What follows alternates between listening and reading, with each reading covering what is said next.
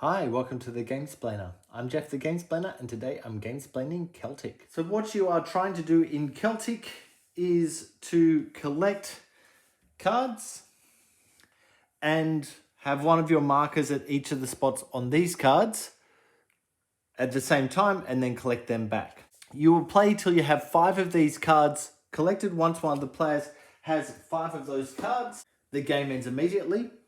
Or if one player has all 7 of the different trade cards, they can reveal them to end the game immediately, or you can continue playing. So it's up to the player to choose whether to end the game or continue playing whenever it's their turn once they've got 7 different cards.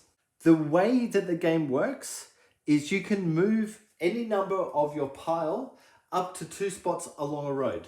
So these are the roads. The rivers don't mean anything. You're just literally going for the roads. What you're trying to do is, let's take this player for example. He's trying to get at least one of his markers onto that spot, and he's trying to get one of his markers onto that spot. So in order to do that, he might take 7 of his pile over that direction. His quickest way to get there is probably to go there, and he can stop there.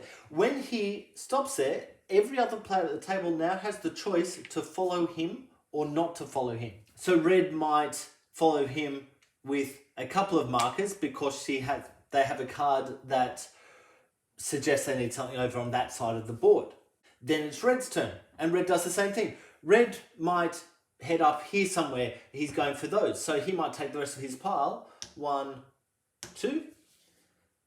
This player has the option of following. He's trying to get to this spot, but he can't just stop there. He has to actually follow the pile for its complete distance. So starting and finishing position is the same spot. Then it's back to blue's turn, and blue might go 1, 2 again. Red might elect to leave one there and follow with the other one. Red may then go there. Blue doesn't want to go there, so he's just going to stay.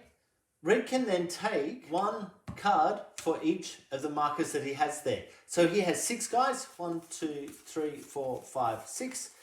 He can take 6 cards, which brings all 6 guys back to his starting position or the village, which is just there, and hangs on to 6 of those cards. Once blue has managed to make his journey all the way over to here, left that guy behind, he may decide that he wants to collect this card, in which case he flips that one down.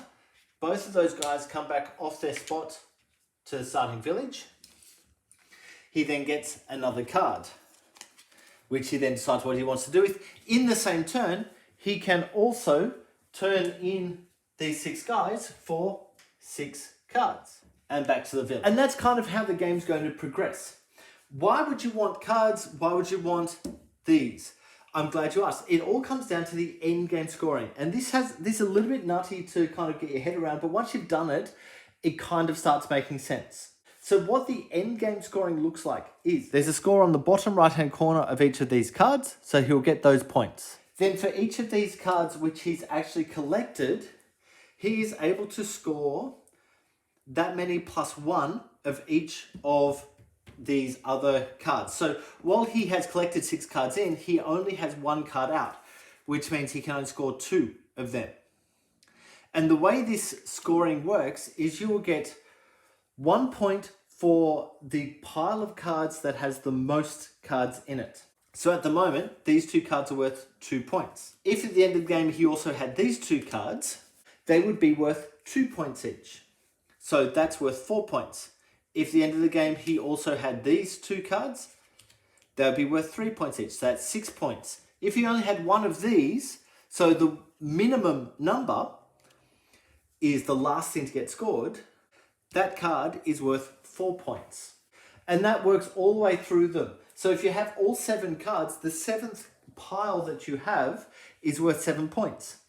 If you can the best way to maximize your score is to get 5 of these and have 6 of every color.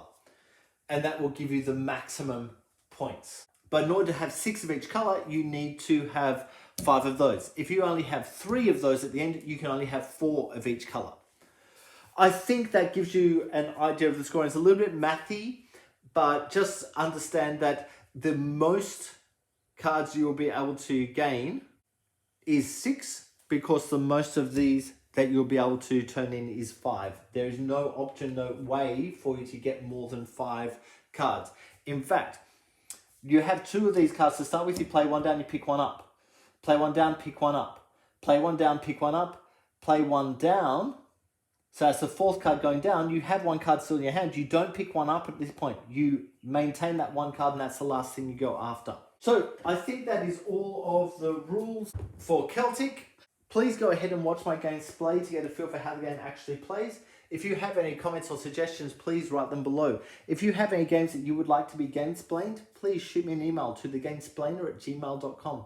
Follow me on Instagram and Twitter @thegamesplainer to keep up to date with the games that I'm playing. Subscribe to my videos to keep up to date with the games that I'm gamesplaining. And until next time, enjoy gaming.